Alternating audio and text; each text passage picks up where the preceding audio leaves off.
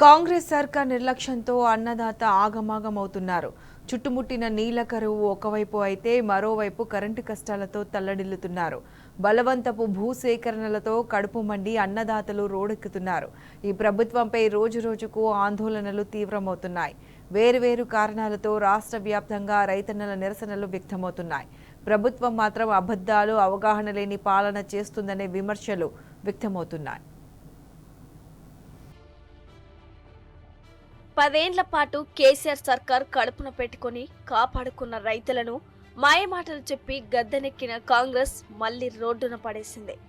ఏదో మార్పు తెస్తుందని నమ్మి ఓటేసిన పాపానికి నట్టేట ముంచింది.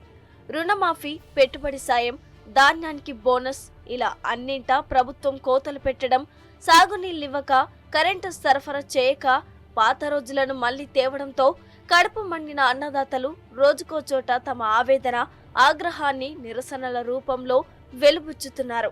రాష్ట్రం అంతటా ఆందోళనలను ఉధృతం చేస్తున్నారు. శనివారం పలు ప్రాంతాల్లో వేర్వేరు కారణాలతో రైతులు నిరసన తెలిపారు.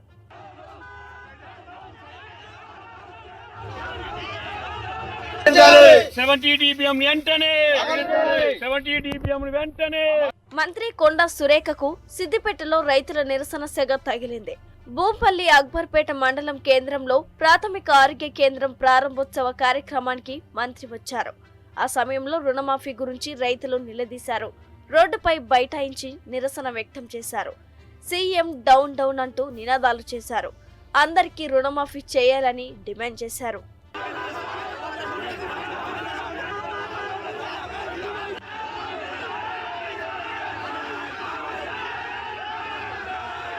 కాంగ్రెస్ పాలనలో అన్నదాతను కష్టాలు చుట్టుముడుతున్నాయి. రుణమాఫీ, రైతు భరోసా ఇస్తామని కాంగ్రెస్ మోసం చేసింది. తాజాగా పంట కాలువల్లోకి నీళ్లు వదలకుండా రైతులను సతాయిస్తోంది. కాంగ్రెస్ నిర్వాకంపై సూర్యాపేట జిల్లా నాగారం మండలం లక్ష్మాపూర్ గ్రామ రైతులు ఆందోళనకు దిగారు. ఎండిపోయిన ఎస్ఆర్ఎస్పీ 70 DBM కాల్వల్లో దిగి నిరసన తెలిపారు. కాల్వలకు మరమ్మతులు చేయించి చివరి ఆయకట్టు వరకు నీళ్లు అందించాలని డిమాండ్ చేశారు.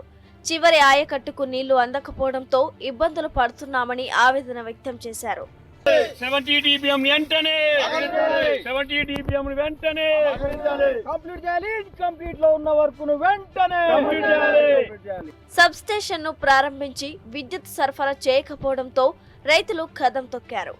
లో వోల్టేజ్తో తీవ్ర ఇబ్బందులు పడుతున్నామని, కొత్త సబ్ స్టేషన్ నుంచి వెంటనే కరెంటు సరఫరా చేయాలని వనపర్తి జిల్లా ఎదుట్ల నల్ స్టేషన్ వద్ద శనివారం నిరసన తెలిపారు. మరోవైపు మా భూములు మాకే కావాలంటూ రంగారెడ్డి జిల్లా యాచారం మండలంలోని నానక్ నగర్ ఫార్మసిటీ బాధితులు సదస్సు వేదికగా నినదించారు. కాంగ్రెస్ ఏడాది పాలనలో అన్ని వర్గాల ప్రజలు అసంతృప్తితో ఆందోళన బాట పడుతున్నారు.